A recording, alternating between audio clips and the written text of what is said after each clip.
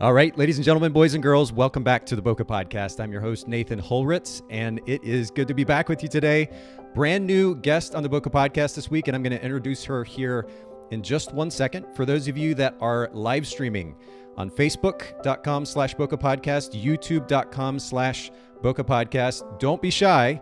It's time to ask lots of questions today. Comment your thoughts, your struggles when it comes to this topic of pricing that we're going to get into. And our guest, Dr. Colvin, is going to be shedding some really great insight, actually. I'm pretty stoked about this conversation. So we'll get to that here in just a second. For those of you that are not live streaming, you're listening to the audio version of this after the fact, come join us sometime. YouTube.com/Bokeh Podcast. You can subscribe, turn on notifications, and be part of the conversation. That's the benefit of these live streams. You get to engage with our guests, ask questions, and learn even more that way. So don't be shy. Come hang out with us.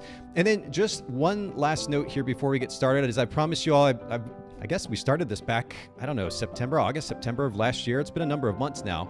But I told you before every podcast episode, I'd make a donation to Charity Water, charitywater.org. This happens to be the organization that I donate to.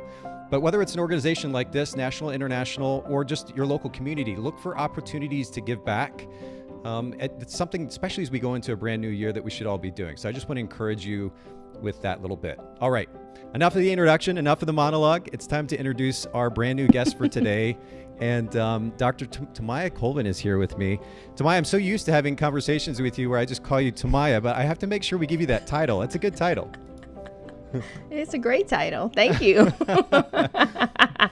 Yeah. Well, we were chatting for a few minutes before we got started. It's fun just to kind of compare notes on life. You know, there's photography business, right, and that's great. Life is kind of crazy.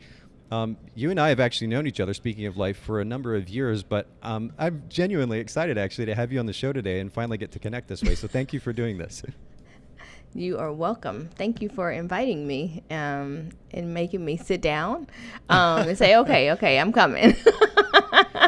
Well, yeah, we have been trying to make it happen for a little bit, but I think the timing, honestly, is kind of perfect. And I want to preface our conversation today. I didn't say this to you before we started. I want to preface this conversation by just encouraging you with something. One of my favorite things about you is that you call it as it is. You just say it as it is. And I know that you, like, at times you kind of soften the blow a little bit. You know how to do that. But I'm very similar. So let's not hold back today. Let's not filter. I think it makes the conversation more interesting. Feel free to go where you will. Oh, okay. Have a little bit of fun with that. And by the way, again, for everybody listening in, don't hesitate to jump in, comment, ask questions. Mr. Carson says from YouTube, hey, Nathan and Tomayia, and thanks for joining in. And y'all, don't be shy. Jump in, say hello. Okay, so Tomayia, I want to jump straight to our conversation because kind of the main topic at hand we're going to be talking about today is pricing, but I've got a few introductory questions. And normally I would just kind of let you answer this. I want to jump to what I think your brand position is. I want to get your take on this. I normally ask our guests about brand position. What makes their company, their brand distinct from other brands in the similar space? You're in education. And in our photography industry, would you say the education space is pretty crowded? I guess it depends on how you look at it and what you consider as like crowded, and also like what you're talking about. So like there are a few people that talk about pricing. There's obviously people that talk about outsourcing. There are people that talk about like lighting. So if you look at it from a perspective of, is the pricing industry niche, is that saturated, or is that the lighting portion of it saturated? I think if you look at it like now, like those different spaces, then I would say no, actually. Okay. But I'm also not adding in YouTube. So let me say that as well. Well, yeah. I actually think so. First of all, I think you're in an interesting position because you actually have an education background, right? So a lot of photographers that are getting into the education space don't have that background. They don't understand a lot of the principles behind strong education. And again, I'll give you props here because one of the main reasons that we're talking today is because I got to hear you speak at Show United in November. And I came in partway through the presentation and I sat down and I found myself nodding, not just because I want to support you, but also like this is so practical, applicable information. And we don't get to hear this all the time in the industry. So like you're already stepping up the game. Yeah. So, most people don't know this, but even when I do a speech or even when I do anything, there's always a lesson plan involved, like every single time. And that's from teaching. And so it's always broken down literally like for a 6th or 7th or 8th grade student to understand. So not to say like I'm dumbing it down, but just to say that, I try to make it applicable and easy to understand for anybody who's listening.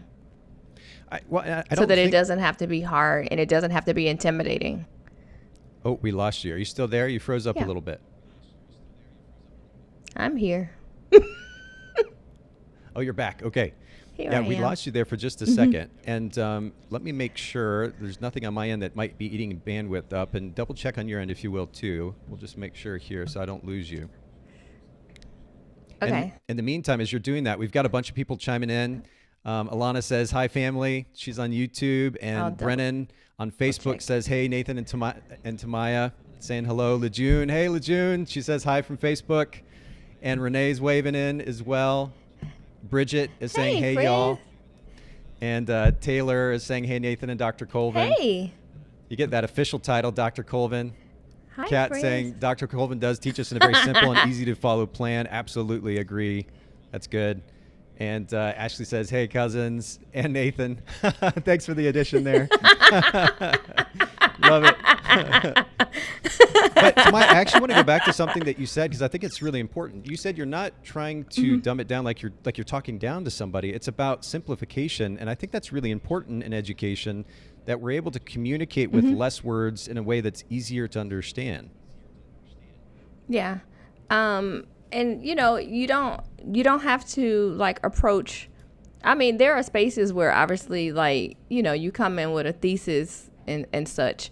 But I think there are other spaces in the industry where you come in with just the numbers and just making it make sense. Like, because like, even for me, I am very intimidated when it comes to like spreadsheets and numbers and like, oh shit, I just want to go shopping. You know what I'm saying? Like, I don't want to, I don't want to do all the rest of this. You know what I'm saying? So I think that other people kind of come at it with like the same idea that, just show me how much I can spend, how much I need to make, how much I need to save, and don't make it hard and don't make it so difficult. So that's kind of how I approach it.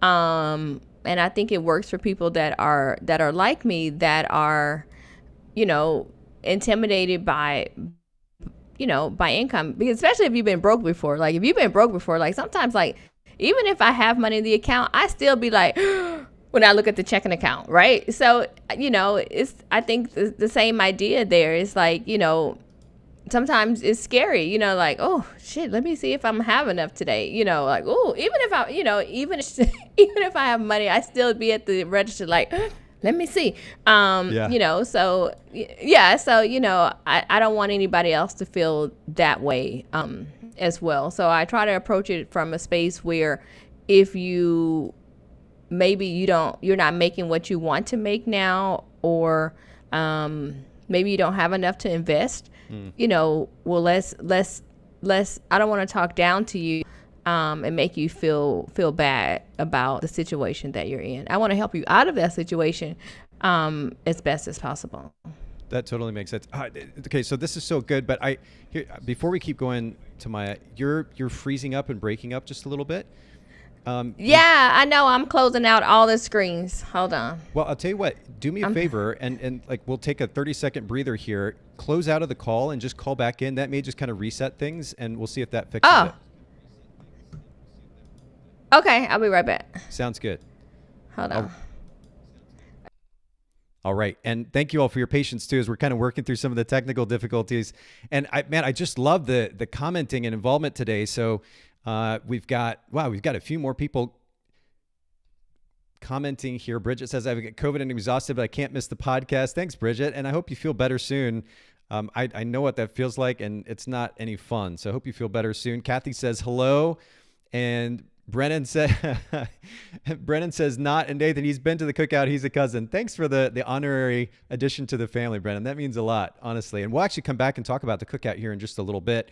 Philip says, good afternoon. Hey, Philip, how are you? And Dedan says, Sensei. Dedan, thanks for logging in, man. Thanks for saying hello. Tamika says, hey, everyone.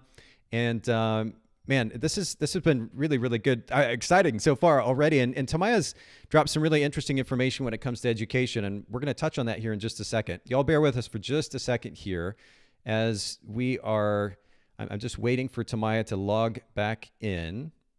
In the meantime, for those of you listening in, I've already popped it up on the screen a couple of times, actually. So if you don't follow Tomayia on Instagram, Tomayia Colvin, TomayyaColvin. For those of you that are listening to the audio version, for those of you that are live streaming, you can see it on screen there. And then Tomayia Colvin, just like I spelled it out, education.com for her website. And we'll come back and talk about her website and some of the education that she offers here in just a little bit. Man, I just love the engagement today. Crystal says, hey, family. Lori says, I just saw you speak at Imaging USA, and I know that's directed to Tomayia. As soon as we get her back in, we'll have to bring that comment back up. Desiree says hello. And let's see, who else have we got here? Katrina says, hey, Nathan. Hey, Katrina, how are you? Good to see you. And Latarsha says, hey, thanks, Latarsha, for joining in. And I'm hoping that we can get Tomayia back in here. Y'all bear with us for just a second.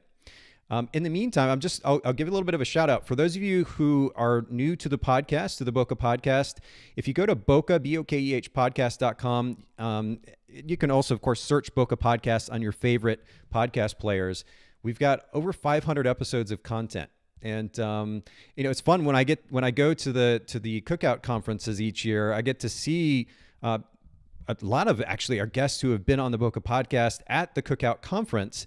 And it's been fun, even in the last year, I guess this past year, or last couple of years, actually, in particular, where we've gotten to hang out, spend some time together. A couple of years ago, it was in Chattanooga. And if you're not familiar with the Photo Cookout, let me pop this up on screen really quickly as well. If you're not following the Photo Cookout, Tomaya's conference, it's the Photo Cookout on Instagram. Okay, we've got Tomayia calling back in. Let's see if we can make this happen here. Okay, I'm back. And let me add you back in here, Tomayia, 1 second. Oh, there we are. I see you. Yay! Okay, I'm getting a little bit of an echo. See if you can connect your earbuds again, or AirPods. Okay, let me see. Let's see. AirPods. Let's see if the AirPods are on. Oh, yep. Here we go. Connecting. What about now? Testing. Can you hear me? Yep. Mm-hmm. Perfect. Yep. All right, you're we're in my good. ear now. Yes. Yay! Sorry about that. No. I'm just glad we were able to make it work. And I had to bring up this comment and kind of set it up as a segue. We're talking about education, Tomayia. Brennan commented again. She said, he's been to the cookout. He's a cousin. So I thanked her for the addition to the family. And I've been there every year, by the way. Yes, he's been there every single year. But I popped this up on screen just a second ago, the photo cookout. Will you just briefly, for those who might be listening and watching and that aren't familiar with the photo cookout as yet another kind of source of education, talk a little bit about the cookout. Yeah. So the Photo Cookout is a photography conference that I host. It will be October the 5th through the 2nd through the 5th this year in Phoenix, Arizona. This year will be our actual 5th year hosting the Photo Cookout, and it is a photography conference that celebrates diversity and inclusion. And we are indeed cousins. And Nathan is a guy. I saw that comment and cracked up laughing. They were like, no, Nathan is a cousin. So I appreciate it. And I mean, as funny as it is, Tomayia, I have to say this because it's one of the coolest things about the Cookout Conference, and truly makes it unique in our industry, is that like, the focus on community is real. I mean, when I go there, I feel like I'm going to summer camp. I feel like I'm hanging out with family. And I know it's probably not necessarily even intentional. I don't know. It feels like it's very organic. Like it just happens naturally. Where do you think that comes from? Yeah. What is that about? So it's food. So I always try to do a really good job of food. Yeah. You cannot host a conference for Black people and have terrible food, or they would cuss my ass out. So that's the first thing. There's food. Okay. There's a good DJ as well. For sure. I make sure that You know, I make sure the music is good. And we have a playlist, and, you know, we do all the things. And then I put things in place for people to have like genuine connection. So like you will notice, like during the lunchtime, especially like as a vendor, then I give a little bit of extra time where people can actually mingle. And I know that's a small detail, but like having mingle time or places where people can have like authentic conversations. And then I also have like conversations with the speakers. Like, you know, nobody here is like a rock star, or, you know, like whatever your ego is, like put that to the side, because that's not really how we operate around here. And I think everybody comes there with the idea to really connect and be helpful to each other, more than anything else. So, you know, there's conversations, you know, they go out and they have a good time. And I think that more than anything else, and obviously like we have great education, no lie, like we have amazing instructors. But I think that the thing that holds the entire piece together is the community. Like that's more than anything else. And then, you know, me as a teacher, you know, I believe in taking them on field trips. And, you know, just going on a field trip. So like last time we went to Disney. The year before that, where did we go? On the mountains, somewhere. Right Took here. them. We went to Chattanooga. We went there, and then the year before that, you sponsored us going down to Bourbon Street. We won't ever do that again. Drop the conference off on Bourbon Street. So good. Nobody came to class the next morning on time. Yeah. But we had fun the night before. Oh man, did y'all have so much fun? Yeah. But that's the beauty of it, right? Of saying, okay, we're gonna have a good time, but that's when those connections are made. So connections aren't made necessarily sitting in a classroom next to someone. Connections are made when you're walking down Bourbon Street at 4 a.m. You know, like, okay, don't wake Dr. T up. Right. You know, or what do you think about this lighting? Or, you know, just the most impromptu situations and conversations, and being able to ask those questions that you want to know the answer to without feeling like nobody, I can't ask that question, right? Because if you're just right somewhere and there's a ring light right here, somebody has an ice light there, or there's, you know, somebody shooting, then you just walk up and just join the conversation and just ask. And I think that's more important than anything else. Like that's where the connections are made. Well, and I'm going to pull this up really quick, and I promise we're going to go to the next question here in just a second. But on your profile on Instagram, and for anybody who's not following Dr. Tomayia Colvin, it's Tomayia Colvin, Tomayia Colvin, Colvin on Instagram. We'll link to it in the show notes at bokehpodcast.com. But you say in your profile there, I create educational platforms, and the key phrase here, safe spaces for Black photographers and photographers of color.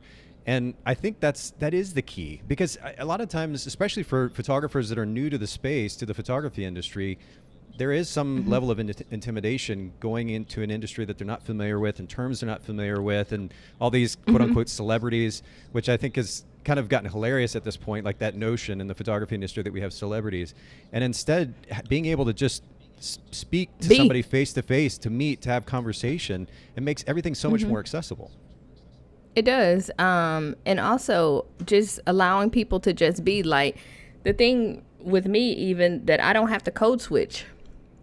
It's my own conference. I don't have to code switch, you know? So if I say ain't or finna or whatever it is, it's fine, because I'm in a space with my own people. Like, there's no expectation for me to, I mean, they will call me Dr. Colvin out of respect. But there's no, like, you know, like, you know, she's so important, you know, whatever. Like, it doesn't exist. And allowing people in the space to just be is so important. And also, like, the number of people that come to the cookout on scholarship, hosted by other people, is the most beautiful and remarkable thing that you could ever experience. Like, there will never be a time where you come to the cookout and you have no money and you can't eat, because as a community, we're going to always make sure you have somewhere to stay and that you have something to eat.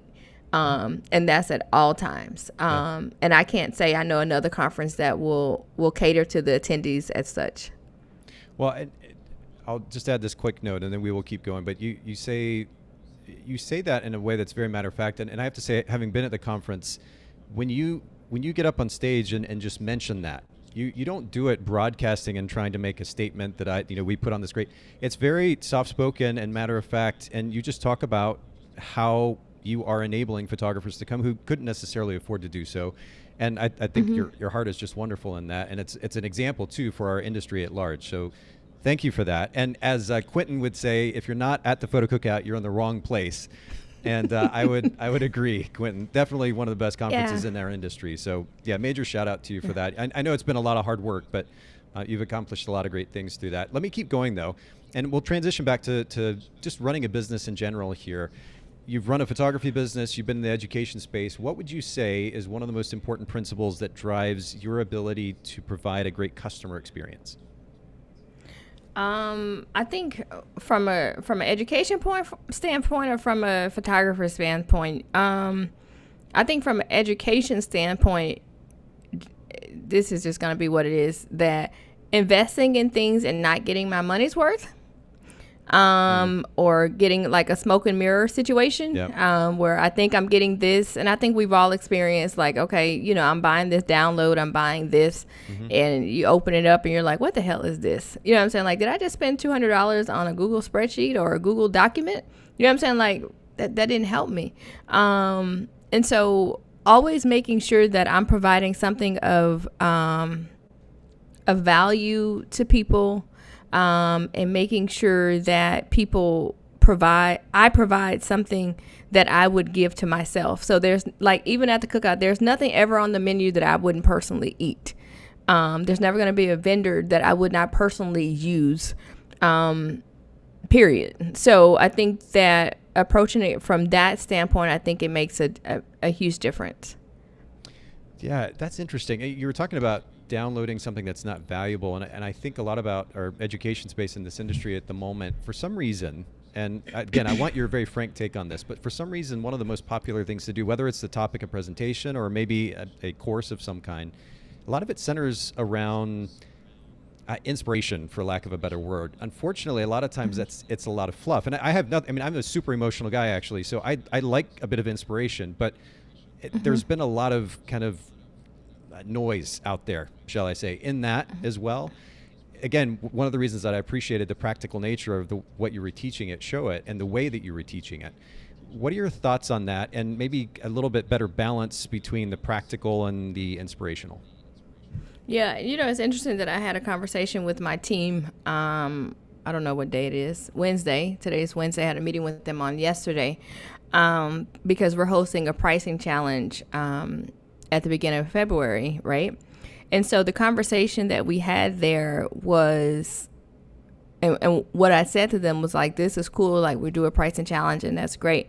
But I think the part that's missing in the industry is the how. Like, I can tell you all day, like, Tomayia, raise your price. Like, oh, okay. Right. But how? The how part is the piece that's always missing. Like, you want me to raise my price, and that's great, but how do I raise my price, or how do I get new clients? And that's great. Like, you can give me fluff and bullshit all day long. Like, I get that. But at some point, you have to tell me, like, how do I grow my business? Like, what are the actionable steps that I need to take? Step 1, step 2, step 3, do this.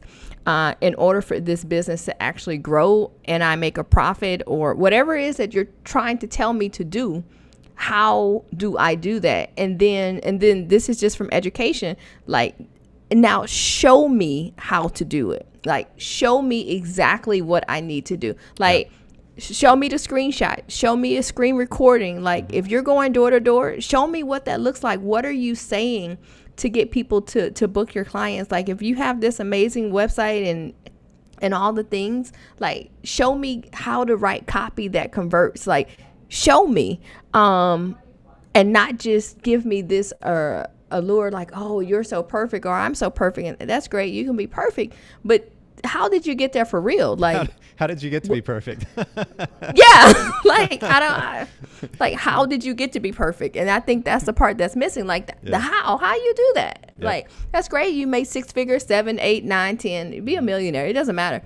But how did you get to that point? Like, did you book 5 sessions a month? Did you sell products? Like, be very specific in the how. And that was one of the things that we talked about with the team on yesterday. It was like, okay, we're gonna host this challenge, but I want this to be a how process more than anything else, because I don't want another free training that doesn't provide value to people that are listening.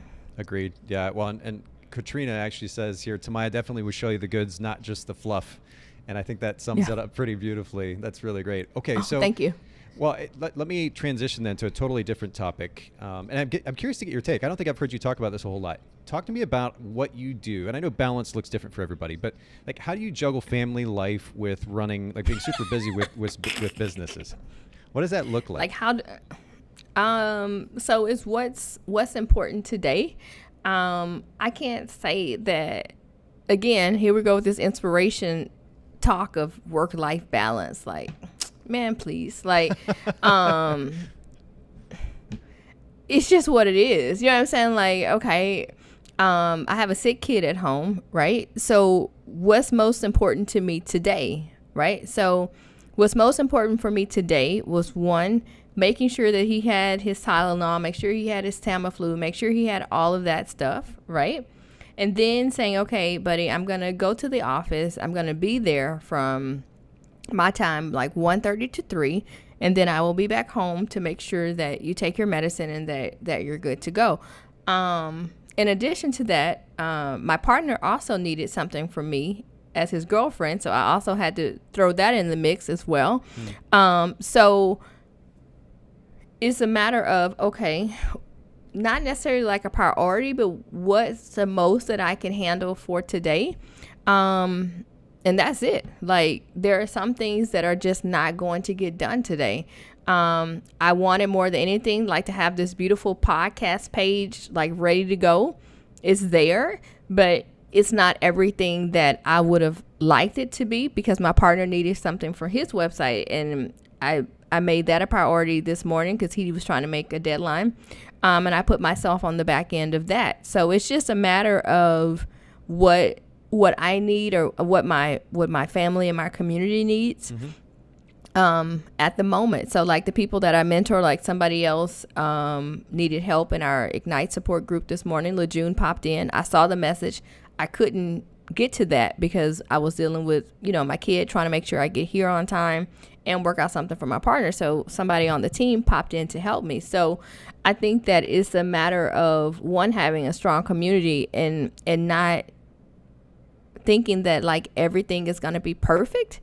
Like it's not. Like in my real life, if I didn't have a sick kid, I perhaps would have came here with the lashes that I bought yesterday, so that I can look, cute and fancy. That's not how my life looked today. Sure. So the best I had for today was me showing up as my authentic self, me being present and me being here and me, saying, okay, Nate, hey, my kid is sick. I'm tired as hell. I ain't gonna be able to make it today. And saying, okay, you know what? I'm coming. I may not have on lashes. I may not, have, sparkle shirt on or anything like that. I have on clean clothes. You know what I'm saying? That's the best I have for today. Yeah. You know what I'm saying? Like, that's the best I have for today. Yeah. It's okay. I'm not being okay with it. So we're good. Yeah. Yeah. And just being okay. And I think, people walk around with this idea that, the top 9 squares on your Instagram, and that's what life is supposed to look like. And it's not.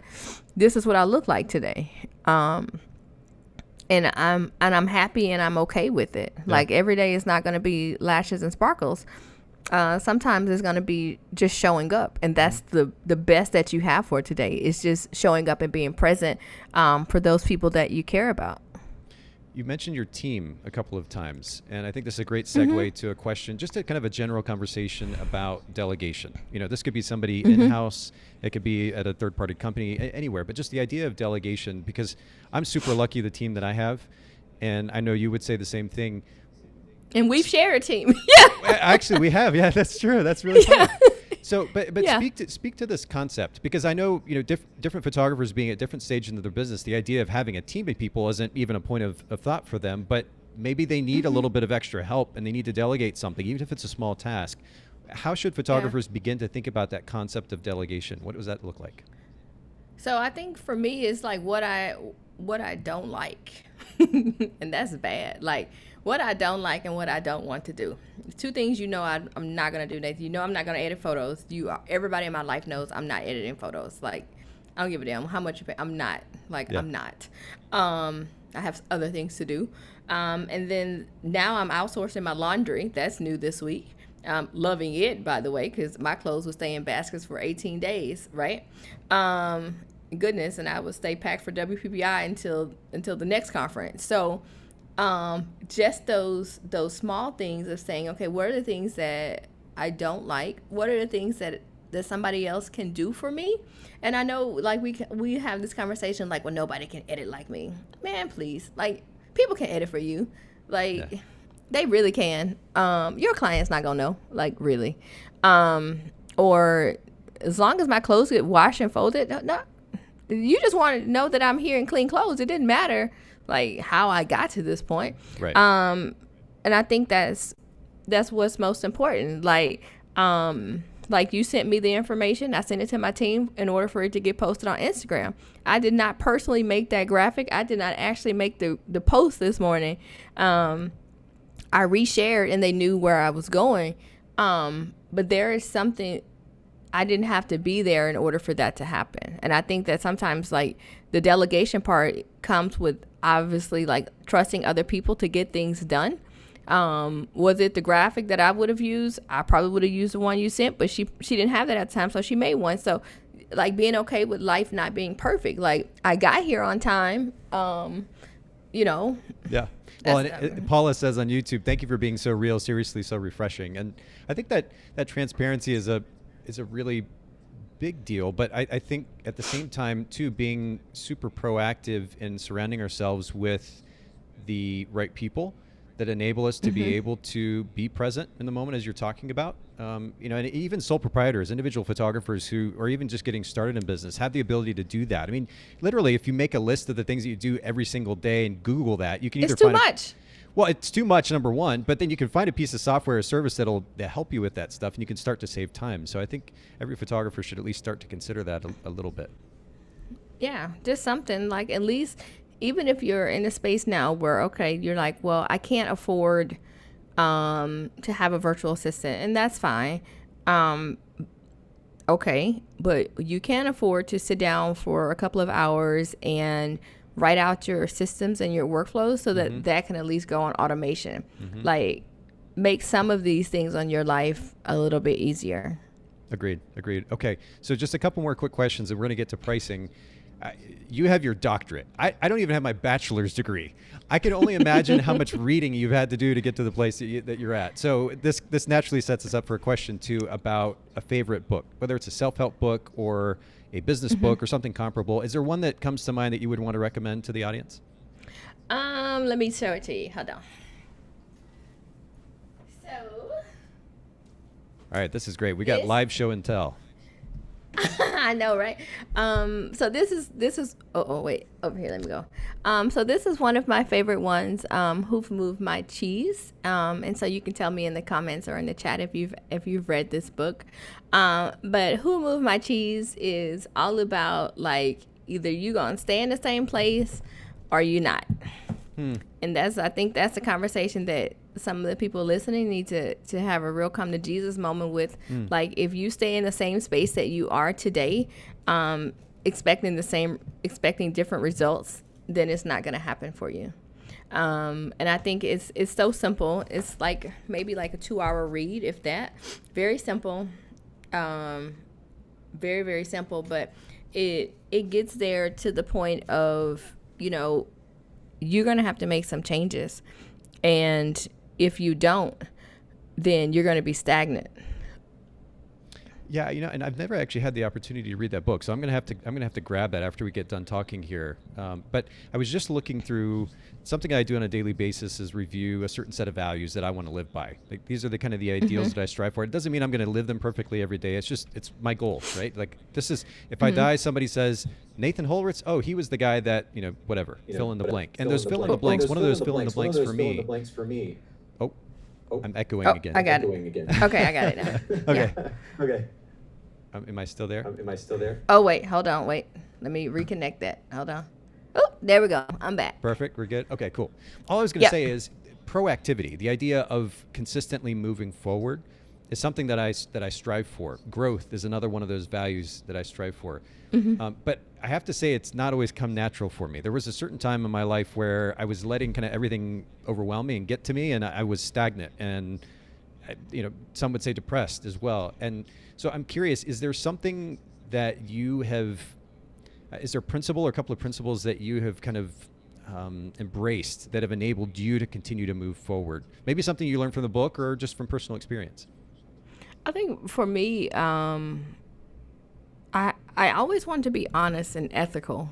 I know that sounds really strange, but I always want to be, be someone, obviously, that people know is telling the truth, and someone that people can trust.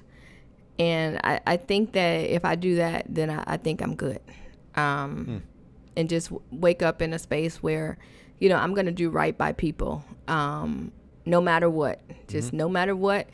Now, if you shoot at me too many times, I may indeed pick up a gun, shoot your ass back. But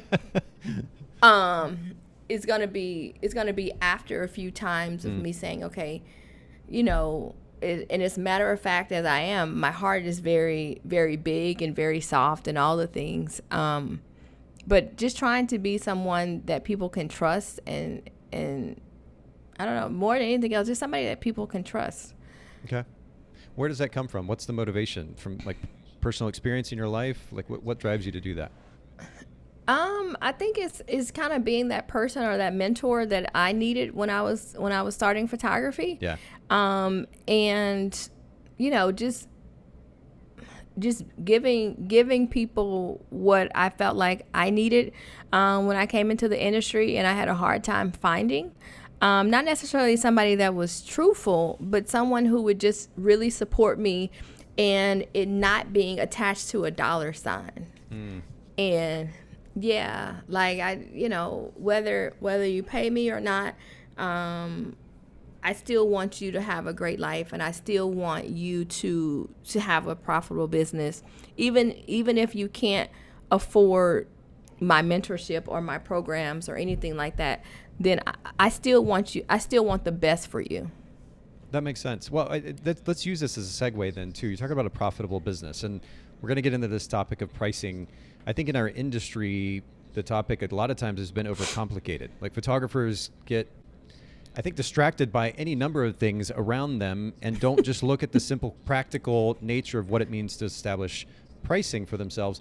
And I already mentioned this, but for anybody who joined after the fact, I had the opportunity to attend your class at Show at United back in, I guess it was November. And you were speaking on this topic of pricing, and I didn't even get to hear the whole thing. I came in for part of it, and I was like truly just not only blown away, but then also encouraged too, that there's somebody out there that is teaching on a very practical level, because it's just not the norm, unfortunately. Practical, actionable, very simple concepts that you can then go and apply in your business. And this is largely why we're talking today. We're going to talk about this topic of pricing. But do you feel like you were always in a place where you understood it that clearly, especially when you started in photography, or was it a kind of a hard learning experience? It's almost like I don't even know how to put it. Like, it's like this secret magic door to success, or super magic door to being profitable. Okay. And like nobody, like, where is that door? Like, what is, what I'm saying? Like, what am I supposed to do? Like, Sure. I don't get it. And I think that's that's it. Like, just trying to figure out where the door was, or how it exists, and how to get there. Yeah. And like, what was kind of a turning point for you where you started to gain that perspective? Where did the light come on? So the light came on one, when I got evicted, that was a good one. But that'll make your lights turn off for sure. Yeah, or your lights turned off. Either one, that'll surely get your attention. But I met Prue. She's with Master Your Mint. And I think for the first time, like somebody showed me a spreadsheet or had a conversation with me who didn't make me feel stupid and intimidated that I didn't know something. And it was okay for me to say, I don't know how to make spreadsheets. I don't know, like I know how to do like the Dave Ramsey situation. Like I knew how to do that-ish. But again, it was nobody like really doing that in real life. And I don't know how to explain that properly, but like it sounded like really good to be like, oh, I'm so good with money. Again, how are you good with money? How did you do that? And so I think that's kind of where it came from, just like being simple. And then once I figured out like, okay, if I do this pricing this way, then the results will yield this. Like, okay, if I charge this and I cover my expenses, then I will be able to pay the rent and I will be able to keep the lights on and I will be able to provide for my children. Yeah. Okay, so first of all, I can very much relate to you on I get this blank look in my eyes when I see a spreadsheet. In fact, one of our operations managers the other day is like, you got to get Excel. Like you got to download Excel. And I fought them for the longest time on even using a spreadsheet. Like I'm not a huge fan. It looks like Windows 1998 or something like that. It's just like why are we using this? It's 2022. Yeah, but regardless, I get that there's some significance to it. But I just say that because I'm not good with numbers. And in fact, if I were to go back in time, and I could do anything over when it came to running my photography business, and I shot weddings for about 10 years, it would be to learn numbers and learn how to manage numbers, because I'd have so much more money. Like I came from a family that didn't make a lot of money. Like my parents were in ministry, and so we just didn't have a lot of money. And so I started getting these checks as a wedding photographer for $500 and $1,000 and $2,000 and more. I had no idea what to do with it, and then like paying sales tax on top of that and trying to figure that out I had no clue. So a certain amount of financial literacy, and it's not even like super complicated, just the basic financial literacy is so important. It can really set us up. And for that matter, it can set our minds at ease. Because I lived in this space for years and years where I was just constantly freaked out about, like you were talking about, like not having enough money in the bank. And that's just not a great space to be in. So so many different directions we could go here. Why do you think, first of all, that the conversation about pricing has been complicated? What has led to that? I think that I know for me, in my household, like, I don't know, like Black people don't talk about money. It's like a secret. Like how much money you have is a secret. Or, we got money under the mattress, like that's a savings account. And nobody really had a real honest, if I could be completely transparent, conversation about money. Like we just didn't have that conversation. We've never had that conversation. If you ask me now, if I ask my grandma, like, you just don't talk about money. And because of that, there is a lack of literacy, period, about like how to manage a checkbook or how to. Did you say manage a checkbook? This is 2022, right? I'm just saying, but you still didn't know. Yeah, like I still didn't know like how to manage a checkbook or how to do anything like when it came to that. So like even if we go like to the point of like building credit or getting business credit, like like again, these are myth busting situations where nobody tells you like kind of like what to do. And so so that's kind of my idea there of kind of like removing the veil of the stigma of not knowing, and people being in a space where they can actually feel comfortable enough to say, hey, I don't have it or I don't understand it, and breaking it down as simple enough to say that, okay, if you do this, then we can do that. Yeah, that makes sense, though. I hadn't really thought about it that way before, but my dad, I guess the extent of conversation around money was a lot, he was talking about tithing, so we give 10% to the church, and there was a little bit of conversation about saving money, save another 10%. But that was kind of it. Like they didn't really talk about how much money they made. At one point I saw his check and I was blown away because I had no idea how little he was actually making. I saw a check that he was getting from a school where he was teaching.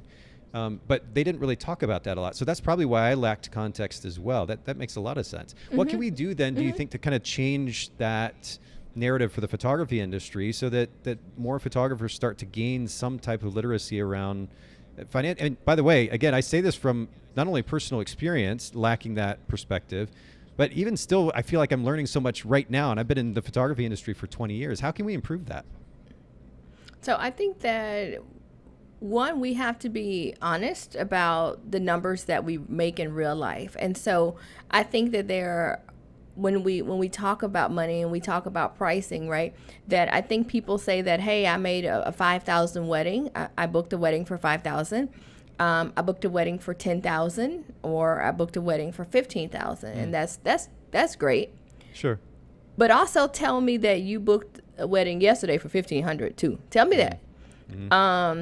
Tell me that you booked one for $2,500, or someone called you yesterday and you needed to make your financial goals and you took a wedding for $3,000. Like, be honest with the conversation to say that I'm not making, or every wedding that I book is not a $10,000 wedding, or every client that I have is not a $5,000. I saw somebody post a check in another group last week for like $17,000. Whoa. Right. Okay. Like that's norm or something, right? Like, come on now. You know what I'm saying? Like, well, I guess but it also creates tell me, a sense of inaccessibility, right? Like $17,000, I can never get there. And so people just kind of tend to shut down when they're overwhelmed by that idea. So making it more accessible in that way, is that what you're talking about? Yeah. Or just saying that, hey, you know what? Tell me that you made $17,000 or $20,000 on that session, but also tell me that you booked a $200 session, you booked a $500 session, somebody didn't come. Tell me that you lost their memory card. Tell me that one client disputed their charge after they got their images. Tell me all of it, and not just tell me the highlight reel that you want me to see. Tell me all of it, and tell me it took me 75 years to get to this $20,000 session. You know what I'm saying? Like, don't come out and be like, well, you know, I made $17,000 or I made $20,000, and that's awesome. But tell me, damn it, it took me 5 years to get here. Tell me that year 1 I did this, year 2 I did this, year 3 I did that, so that I know that if I'm in year 1, that $20,000 for a session is obtainable, but I may have a little way to go. Don't have me sitting in the seat next to you thinking, well, hell, I didn't get a $20,000 session and now I'm not feeling good enough. No, you didn't start off at $20,000. You might have started out at $20. Just keep it real. It's so true. Yeah, and Prudy actually said, thanks for jumping in, Prudy. She said, money is so incredibly vulnerable. Comparison complicates it. And that's really true. I actually, we have to share horror stories here, Tomayia. So my first wedding, $350, and I shot like 10 rolls of film because it was back in the film days. So $350. I lost money because I spent $250 just on getting film developed. On the right? film. Yeah. What was your first like loss of money story? I guess you could say, like pricing. I think mine was. Oh God, Jesus, there's so many. I think there's so many. I think the first one was, I think I charged somebody $25 for a session, and I was trying to learn bokeh and shoot in manual, and so coincidental for the name of this podcast. And came out of that, all of the images were blurry. Like, I could not get an image in focus, like, to save my life. Like, I was like, oh my gosh, I had to go back to shooting auto, just so that I can get that image in focus, because it was trash. And luckily it was a friend, so, you know, it was cash transaction, so they couldn't dispute the charge. But I am pretty sure that if I would have charged them with an invoice, I am pretty sure that one would have came back. Dispute. Lejeune says $150 with 15 digitals, all images for $200. Yeah, I'm sure we have all kinds of stories to share. But I want to kind of follow this tangent for just a second, because I think this is an important conversation. I want to get your take on this too, Tomayia. We talk a lot. Oh, and now I'm frozen up. Can you see me? Let me come back in. Looks like I'm still frozen. You're frozen. Let's see. Give me just 1 second, everybody. Can you hear me, Tomayia? I can hear you fine. You're just frozen. Okay, I'm going to put the camera back on you for just a second. I'm going to figure out what's going on here. 1 second, everybody. Okay. So friends that are listening, what are some of your horror stories that are listening live? What are some of the situations? What did you charge when you first started? Like, go ahead and tell the truth. What did yours really look like for real? And I'm going to go over here and I'm going to see the comments to see what you all are saying, because I want to see if you all are telling the truth. Let me see. Let me go check it out. Okay, let's see. All right. Oh, somebody did their first 3 weddings for free. Let's see. Okay. Let's see. Let me read. Let me see. Okay, $75 for all the session. Yep. $200. Yes. And Taylor, yes. So look at you now. $150 for every photo. Okay. $500. $50 Christmas minis. They got all the images. Oh man, they came up. Okay. Let's see. I might have charged $35. Okay. Free and a plate. Wow. Oh my goodness. Oh man. All right, I'm back. Can you hear me okay? Okay. Oh man, they are telling the truth. Oh no, you're fine. They are absolutely telling the truth here in the comments, just so you know. Oh yeah, we'll pop some of these up here. Tamika says, did a prom and the images turned out horrible. Client was a coworker, had to refund money back and see her every day, and I only charged $75. Oh man. Yeah. Portia says, my very first family session, $100 with 50% off special, so $50 for a session of 12 people. Yeah. Oh man. Portia, I am impressed that you got all those people in focus, honestly. That's what I'm impressed by. Well, I want to ask you this question, Tomayia, and we'll continue here.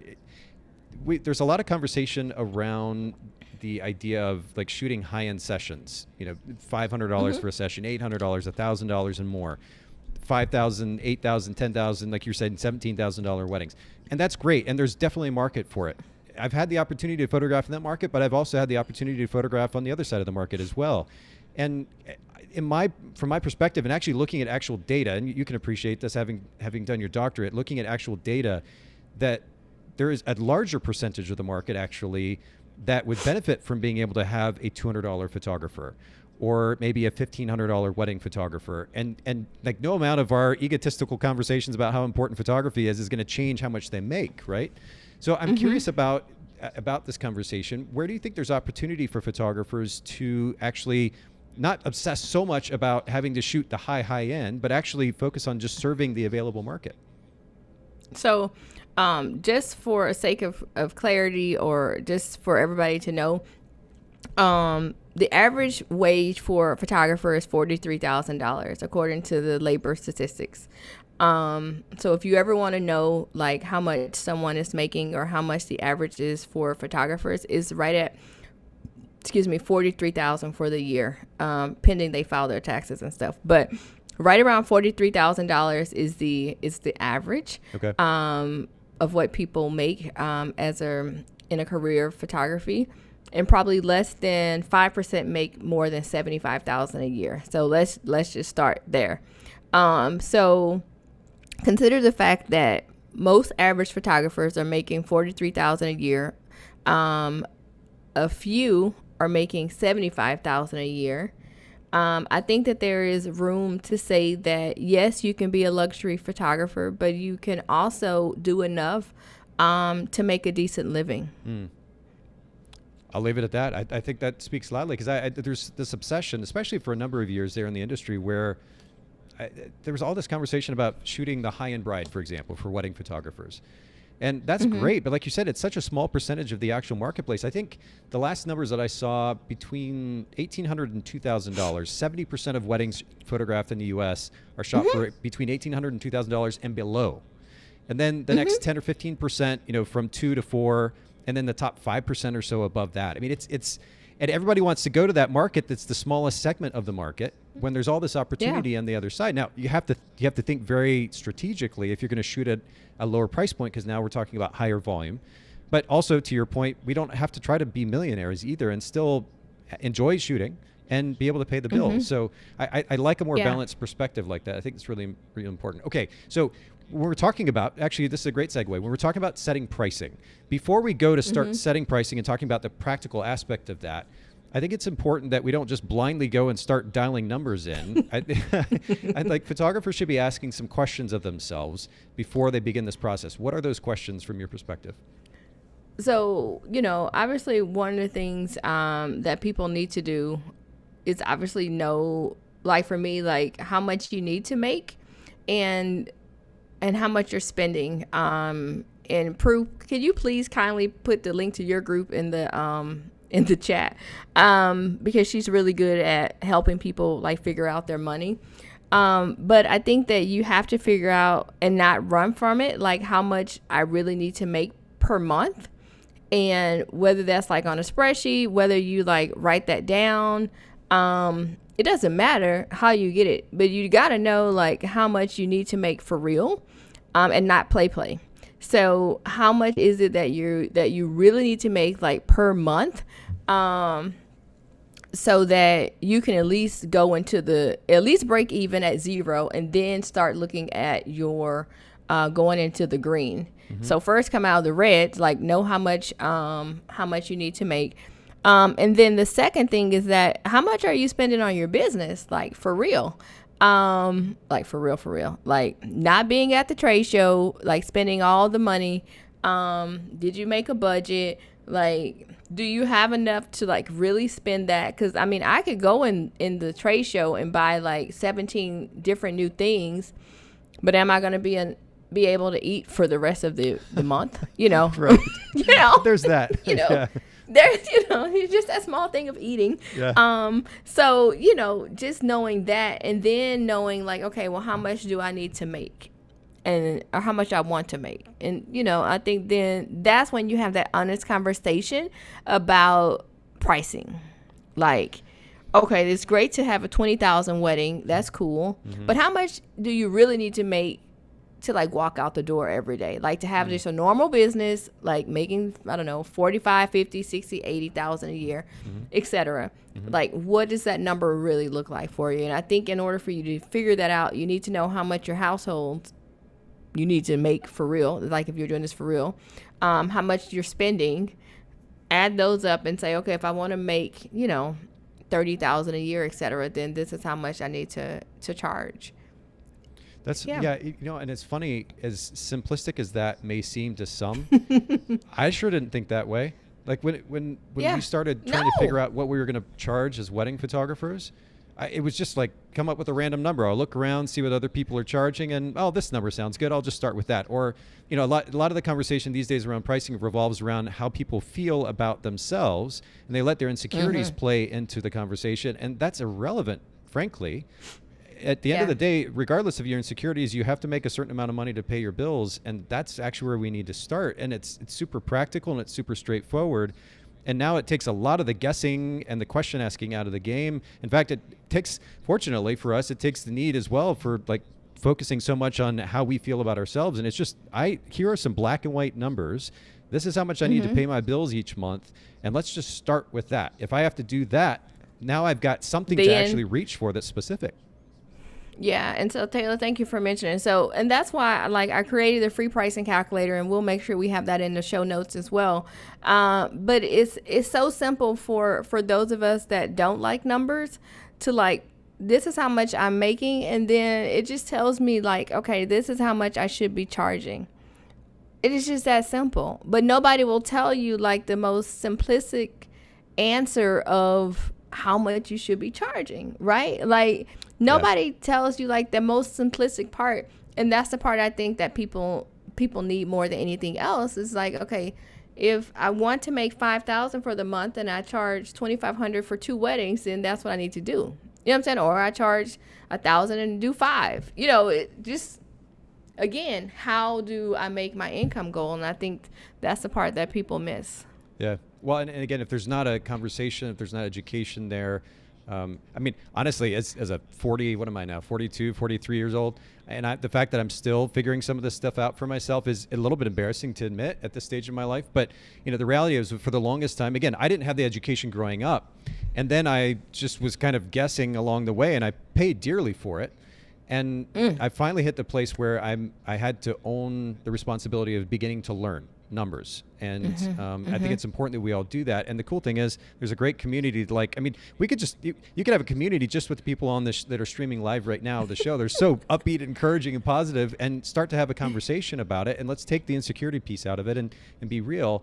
And I think that's important. You mentioned the cost of doing business calculator, and I popped it up on the screen here. And in fact, for everybody listening in, I'll just show you really quick. If you go to TomayiaColvinEducation.com, you can see this on screen. Click on free resources, and then go to pricing calculator, and you can get access to that. Of course, we'll link to that in the show notes as well at BokehPodcast.com. And Taylor says that CODB, the cost of doing business calculator, changed my whole life.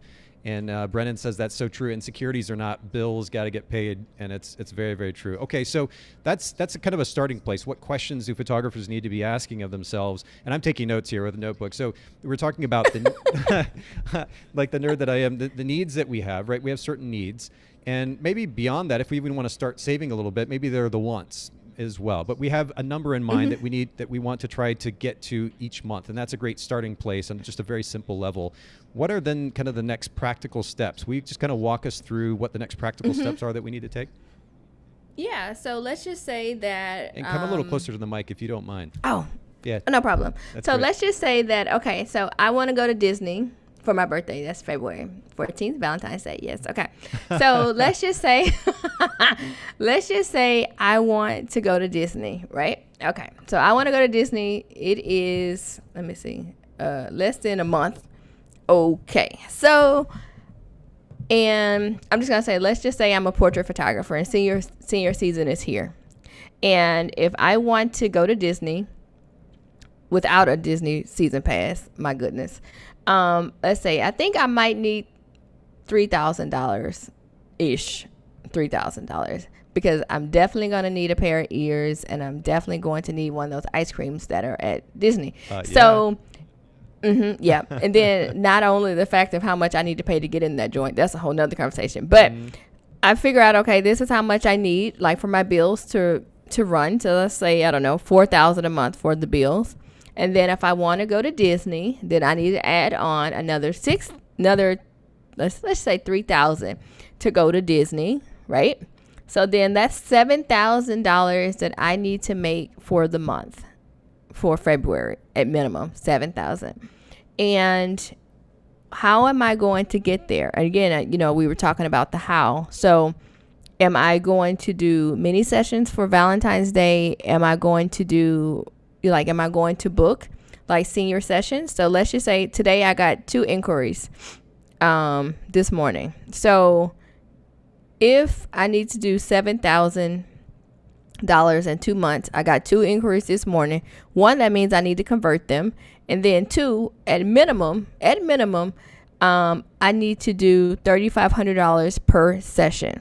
How would I get there? So the first thing that I would do is that I would charge for my time to make sure that I'm covering the cost of me doing business. So I would take, I don't know, $350 out of that. So now I'm at, 35 minus $350 for my session fee. I'm at $3,150. So the best thing that I would do is that I would shoot probably like a 90-minute session, and I would present 60 images to the client at an in-person sale using Fundy software, right? So I would do that. I would go to shout out to Fundy. I would come in there, show all of the images on a slideshow, show that, and then I would say, okay, well, here are the wall art offerings that I have, and then here are the here's an album that I think that you would enjoy, and that. No, please go ahead. No, and I think that would definitely get me at $3,150 for sure. Okay. So now I'm going to push back. I'm going to be the kind of newer photographer. It's like, hey, I've only ever shot a session for $200. I don't even like the idea of getting $3,000 out of a session is kind of, oh, my camera is frozen again. It's a good picture to be frozen on. You look cute. Okay, but I can keep talking while you figure out your stuff. Yeah, sorry. So 7,000. I'm a new photographer, right? And you're like, get the hell out of here with this 3,150. Okay, cool. All right, so let's just say that I'm at maybe $200. 7,000, and I'm gonna say, okay, maybe you can't shoot 2, maybe 5.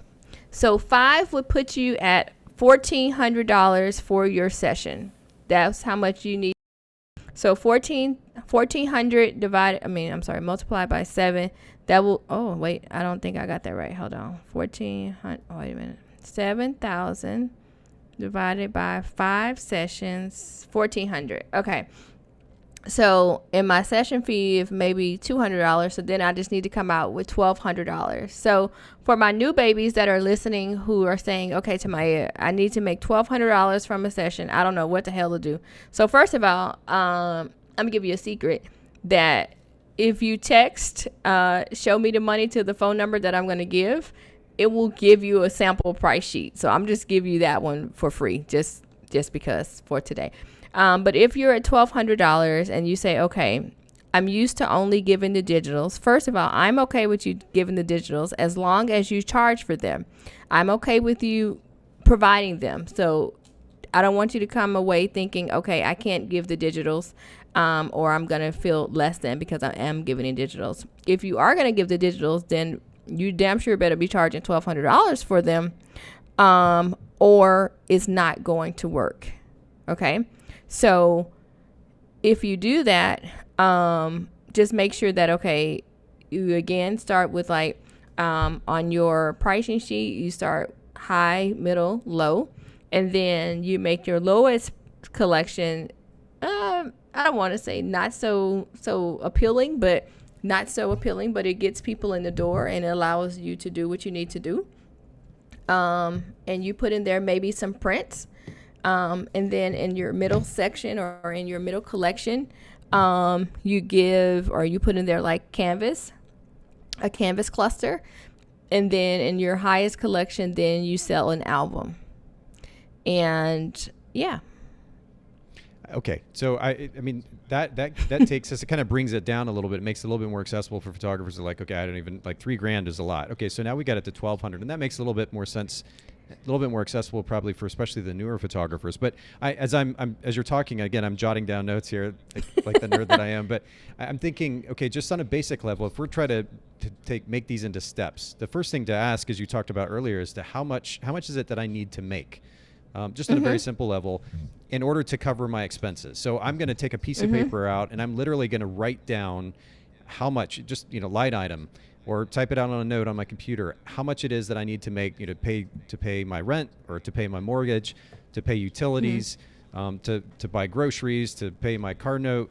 And I'm going to add all those things up. That gives me a total, and that's a starting place. That's how much I need to bring in every single month just to cover the basics, right?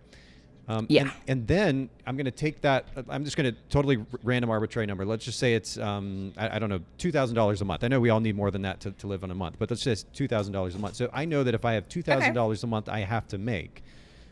Now I need to start thinking about how many sessions that I can, how many sessions I have time to photograph, or how many weddings I have time to photograph in a month. And if I need to make $2,000, if I need to generate $2,000, and really I need to generate probably more like $2,500 because I got to pay taxes. So if I need to generate $2,500 in a month and I have time to shoot 4 weddings in a month, now I know I need to shoot at least 6 weddings a month, right? If I'm just doing the math, or not even 6 weddings, I'm sorry, 4 weddings a month, but I need to charge $600 per wedding, right? Each wedding. Correct. Yeah. So that gets me close to that $2,500 mark. And then I know I can make extra by selling prints, but it's an album. And albums as well, as you talked about. So the only reason I give that as an example is I'm just trying to think about, for me, again, for the longest time, in fact, as a wedding photographer who was trying to make a living doing this, I wasn't thinking that practically. And it's maddening to think about when I look back on it now, how much opportunity I lost because I wasn't thinking about it that simply and that practically. And I missed out on a lot because of it. So I think keeping it that simple for our listeners and viewers, and even those who've been in business for a little while, like just put the brakes on a second. Stop talking about all these multi-$1,000 events or portrait sessions, whatever. And sorry, I think my hardware is overheating, and that's why it keeps freezing up here. It's okay. I'm freezing up again. Okay, I'll bring it back to you. But what I was saying is, I think that just on a very simple level, if we learn to start in that place, we can add on to that $2,000 a month goal, right? We can up the ante and take it to a much better place for the sake of putting extra money in savings, or maybe our expenses are actually more than $2,000 a month. We can up the ante there, but we have an initial price point that we're shooting for, and then we start to do the very simple math, which is how many sessions do I have time to shoot a month, or how many events can I shoot in a month, and then I just do the math. That number, just simple. That number times the amount to get to the total. Yeah, it's that simple. I like that. Yeah, it's that simple, and I think that if we keep it that simple, then I think that if you said, okay, just like you just wrote that down, right, and you just put that on your paper, I think if we presented that to photographers, I think people won't be so scared because it's simple. Fair enough. Okay. Well, before anything else breaks, I'm going to try to let's see if we can get. I think the camera's working for a couple of seconds here. And Dedan says, can that example sheet be sent to an email? Dedan, what I'm going to actually do is suggest what Tomayia just mentioned, and I think actually was posted in the chat just a second ago.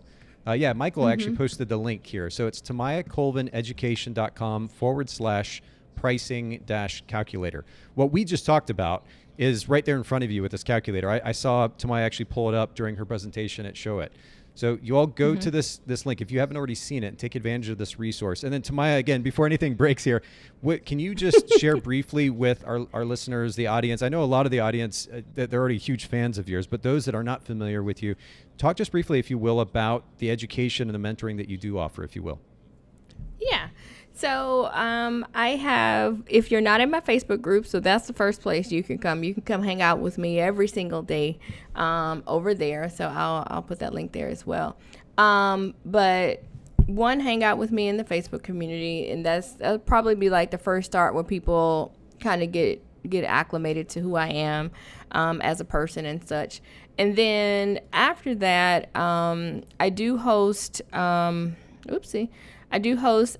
Momentum Mastermind, which is a 9-month mentorship program where we start from the ground up, from who is your ideal client, to your pricing, to your systems, to everything that you know. So that's where you're meeting with me every single week for 9 months to get you on the right path. And then for those people that are saying, okay, well, maybe $297 might be too much, I'm like, okay, cool. Then we have Ignite, that is $97 a month, and we don't meet that often, but all of the information that is provided inside of the mastermind is also provided in Ignite without the accountability. So starting with your mindset, absolutely. So if you have one or the other, then we can start you there. The Momentum Mastermind just sold out. That just opened in January. So that one is sold out. And Ignite will not be open until March. So, but we would love to have you when the time comes. So I think it's just a matter of saying, okay, if you're ready to invest, how much can you invest? Again, making sure that you have your budget lined out. Thinking about like today, like, okay, how much can I spend? What can I do? And then going from there. Fair enough. And I managed to jump back in without my fancy camera. I saw you. I saw it. It's okay. My little low res camera. But you popped this in the chat, Tomayia, and it's text "Show me the money" to 833-562-0499. So for anybody who hasn't jotted that down already, go ahead and write that down. For those of you live streaming, of course, you can see that on the screen. Again, for those of you listening to the audio version, text "Show me the money," all one word, no spaces, to 833-562-0499. And I think Prudy summed up our conversation today brilliantly. She said, facing the numbers is a beautiful experience.